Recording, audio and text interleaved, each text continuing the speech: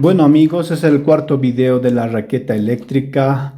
Estas son las preguntas que algunos de los suscriptores nos mandaron. Por ejemplo, la primera, ¿qué dice? ¿Cuál es el voltaje de la batería de ácido original que trae la raqueta? La mía se dañó y marca un voltaje muy bajo. Entonces aquí tengo una raqueta de las últimas que compré. Veremos abriremos y veremos cuánto mide su batería.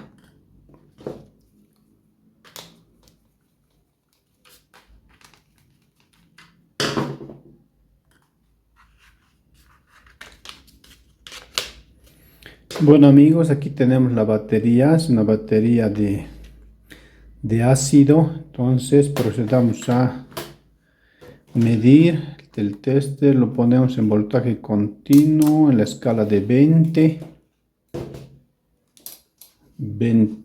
voltios, que avisa positivo negativo,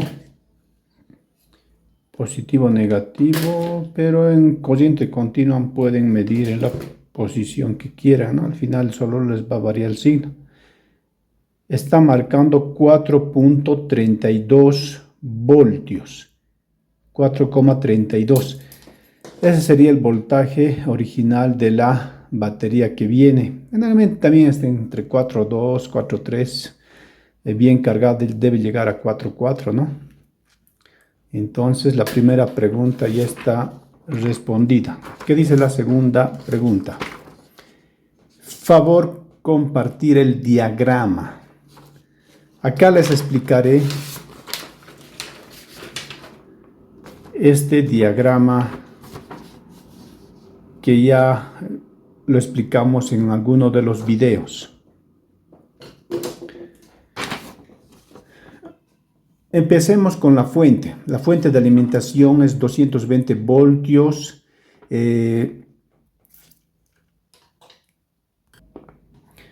Como decimos, este tipo de fuente que trae la raqueta es una fuente de tipo capacitiva. ¿Qué quiere decir? Que el circuito el cual reduce los 220 voltios para convertir a corriente continua es a través de esta resistencia y este capacitor. Estas fuentes capacitivas han sido diseñadas para cargas o circuitos de cargas de corrientes muy bajas. Entonces es ideal para este tipo de circuitos de raqueta, pero a la vez es bastante peligroso porque estamos trabajando con 220 voltios de corriente alterna y aquí tenemos un puente rectificador que también va a rectificar, pero alrededor de esos 220 voltios de corriente continua. Entonces, como está alrededor de 200 voltios en DC, es también bastante peligroso. Entonces, les recomiendo tener sumo cuidado al diagnosticar o reparar cualquier componente en esta carga capacitiva. Lo mejor es diagnosticar en frío.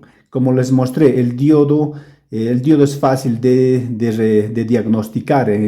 Con el tester en la escala de diodo vemos con las puntas, en un lado debe marcar y en el otro lado no debe marcar. Si marca en ambos lados, significa que ese diodo está en mal estado, ese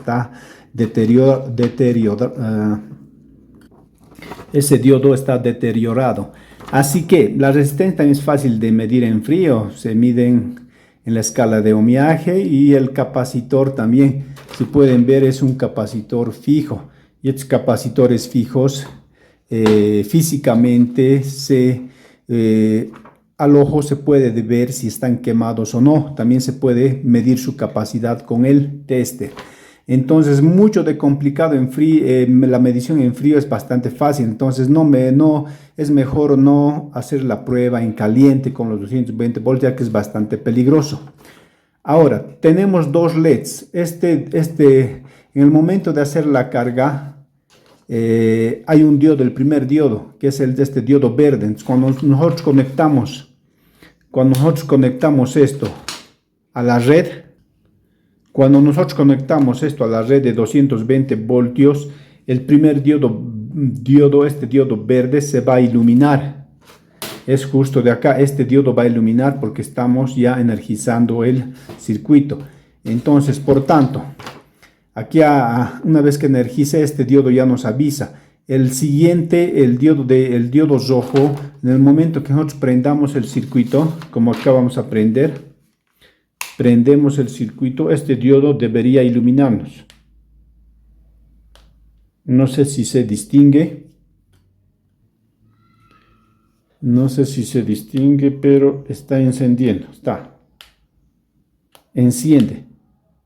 Entonces, con esa prueba, basta con esa prueba, nosotros decimos que en nuestro circuito está llegando los 220 voltios y también en la parte de rectificación está rectificando esos 200 voltios y está llegando carga hacia la batería.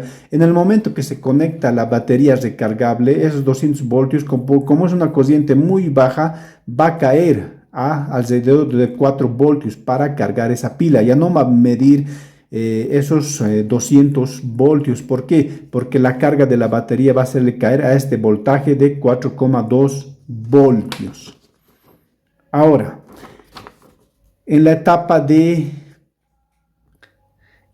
del transistor y el transformador de ferrita, ya explicamos la parte de la fuente capacitiva. Aquí está el capacitor, esa resistencia, los diodos, el puente rectificador conformado por los 4 diodos. Y ya estamos en esta parte, en la parte de la conversión de esa corriente continua en corriente alterna. Es una corriente alterna, pero de alto voltaje, pero con una corriente muy baja. Ahora, ¿qué sucede ahí? Tenemos el transistor, el D882P, cuya configuración es, si nos vamos al catálogo, es vista de frente, el código vista de frente, emisor, la primera parte es emisor, la segunda es colector y la tercera es base. ¿Cómo funciona el circuito? Hice la medición del transformador de ferrita, de este transformador de ferrita que tiene 6 patas, 6 pines. Esos 6 pines están distribuidos en 3 en esta parte y los otros 3 en esta parte.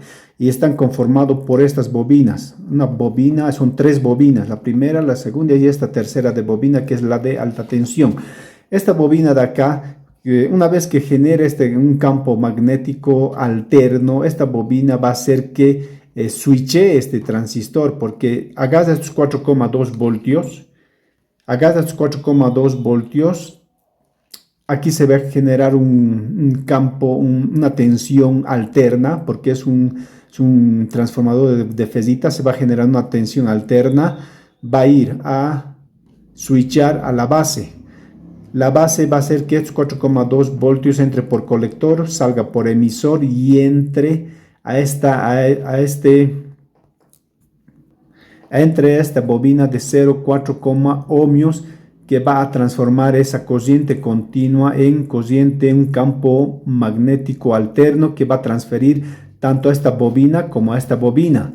Al transferir a esta bobina mide 215 ohmios. Si se dan cuenta, las otras miden 1,7 ohmios para la base, 0,4 ohmios es la bobina de carga del colector emisor, pero esta bobina es 215 ohmios, pero es su alambre de aquí es tan delgado, pero tiene mucho más vueltas. Es por esa razón que genera una alta tensión. Y esta alta tensión es una tensión muy alta, pero de una corriente muy baja. Razón por la cual, a lo mucho, nosotros cuando por un accidente al reparar esta raqueta, nos va a dar un sacudón. Y no nos mata, pero nos va a dar sí un sacudón. Ahora continuemos. Vamos a continuar con esta bobina de acá, con la de 215 ohmios, que es la bobina secundaria, que está saliendo a unos diodos. Muchos me han preguntado si estos diodos son especiales. Si se fijan, son diodos normales. Son diodos normales tal como en la fuente, en este tipo de fuentes rectificador, son diodos de medio amperio, son diodos normales, son capacitores fijos también que tienen y tienen un varistor. Esos diodos los pueden medir, como ya les expliqué anteriormente, ¿no? Un lado marca, el otro no debe marcar. Los capacitores físicamente también los pueden medir con el tester, pero físicamente los pueden ver, diagnosticar con la vista. Si están quemados, se notan físicamente, se ve la quemado, y este varistor es para protección. Este bobinado genera unos picos de tensión muy altos, que en alguno, leían alguna pregunta que alguien me decía que los quiere medir, pero yo les recomiendo que no midan, porque no se puede medir. El tester no va a llegar a medir esta alta tensión, lo van a quemar. Y además, este varistor también va a suprimir esos picos de voltaje, así, al igual que los capacitores. En la etapa de la salida, ¿qué tenemos? En la etapa de la salida, una de las salidas va a la malla superior, a la malla que decimos, esto se llama malla. Hay tres mallas. Una malla, dos mallas en las partes laterales, es esta, y en la parte central hay una malla, que sería esta de acá, que estaría unida a una de las salidas. Entonces, si en el momento que hay una desconexión en las mallas, tampoco va a ocurrir la alta tensión, va a ser ese circuito de electrocución, no va a poder hacer. Entonces, tienen que medir continuidad entre este punto y la malla, ¿no? Cabe mencionar que esto está pasando por unos cables, que va por unos cables y va por la parte interior del plástico hasta conectarse a esa malla. Entonces hay que medir continuidad en ese punto. Ahora, en el circuito también colocamos algunas recomendaciones que se puede hacer para el circuito. Cargar la pila de 1 a 2 horas, ya que no tiene desconexión. ¿Qué significa esto? Como es una fuente capacitiva, aquí no tiene un chip, un circuito integrado que vaya a desconectar, si se dan cuenta. Entonces, una de las formas en las cuales se daña esta pila recargable, o la batería original que tienen, es dejarlo mucho tiempo cargado. ¿Qué tal si ustedes lo dejan una mañana y se han acordado en la noche? Entonces lo van a dañar, porque lo están cargando tanto, y se va a dañar rápidamente esa batería, ya que no tiene un circuito de desconexión como los mencioné, porque es un tipo de fuente de alimentación capacitiva. El segundo, el ohmiaje del trafo de fezita variará un poco por la tolerancia del tester. Esto es porque cada tester tiene su propia tolerancia. Entonces, los voltajes, los ohmiajes que les he dado aquí en el transformador de fezita casi son referenciales. Va a variar un poquito más arriba, más o menos arriba y abajo. Ahora continuemos.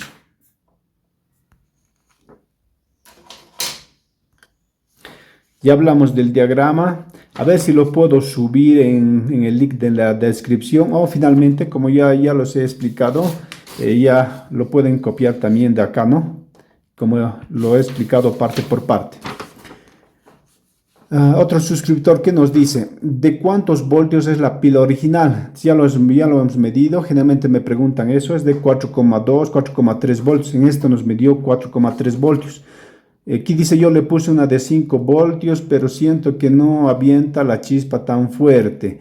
Esto es porque el amperaje de la batería o de la pila, como les dije algunas veces, cuando lo dejamos muy cargado o cuando ya está desgastado con el tiempo, por mucho que lo carguemos, no nos va a dar el amperaje necesario. Entonces hay que reponerlo con otra pila recargable. Generalmente es por eso que no da buena chispa. Una vez que la batería o la pila ha cumplido su función, no aguantan mucho, entonces hay que reponerla por otra, y así va a dar una chispa fuerte. Ahora, amigo, ¿cómo probar los diodos de alto voltaje que están a la salida? Entonces, ya lo hemos mencionado, ¿no? Son diodos normales que se prueban como cualquier otro diodo. Ahora, ¿qué dice Osvaldo? ¿Cuánto es el voltaje de salida de la malla? Es justo lo que les dije hace rato. Al generar una alta tensión, genera una alta tensión. Acá genera una alta tensión.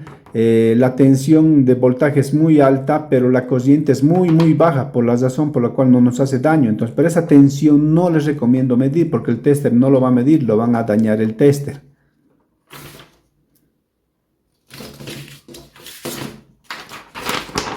Ahora, ¿qué tipo de pila le pusiste el voltaje y la marca? A eso siempre me preguntan. Estas pilas de acá las venden por separadas, generalmente vienen para este tipo de linternas. No sé si son linternas LEDs. Son linternas LEDs que vienen con estas pilas de acá.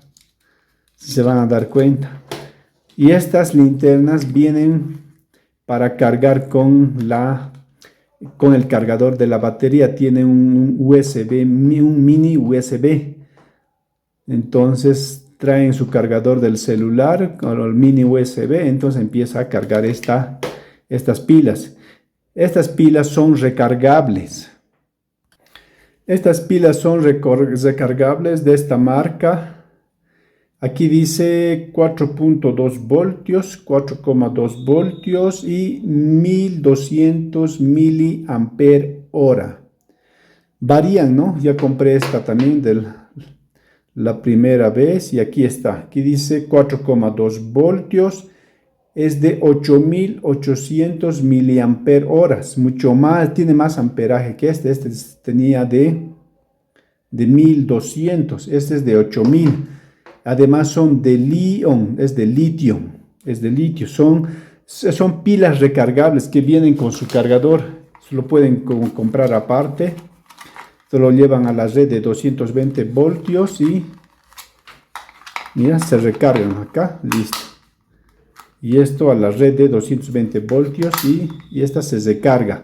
Entonces estas pilas son fáciles de encontrar en el comercio electrónico, son muy populares, se pueden encontrarlo en cualquier lado. También mencioné una pregunta de un suscriptor que dijo que podía colocar la batería del celular. Está bien, pueden colocar la batería del celular, pero es el inconveniente que tienen, que en el momento de soldar acá deben soldarlo, no deben hacerlo sobrecalentar mucho porque recuerden que esto es de litio y es de litio, al tener un sobrecalentamiento tienden a explotar. Entonces las de celular es muy inconveniente al soldar, además vienen planas y esas planas no van a poder colocar acá, no se va a poder colocar. Entonces la razón por la cual estas pilas son bastante adecuadas, son casi ideales para este tipo de circuitos. Una vez que esta batería, la batería original cuando ya se dañe, entonces se reemplazan por estas que son bastante económicas, no cuestan igual que las de batería de celular. Estas cuestan muy económicas. Ahora, otro transistor que sustituye al D882P, ya que es el que se quema. ¿Cuál sería un buen sustituto que sí funcione en ese diagrama? Gracias, espero tu amable respuesta.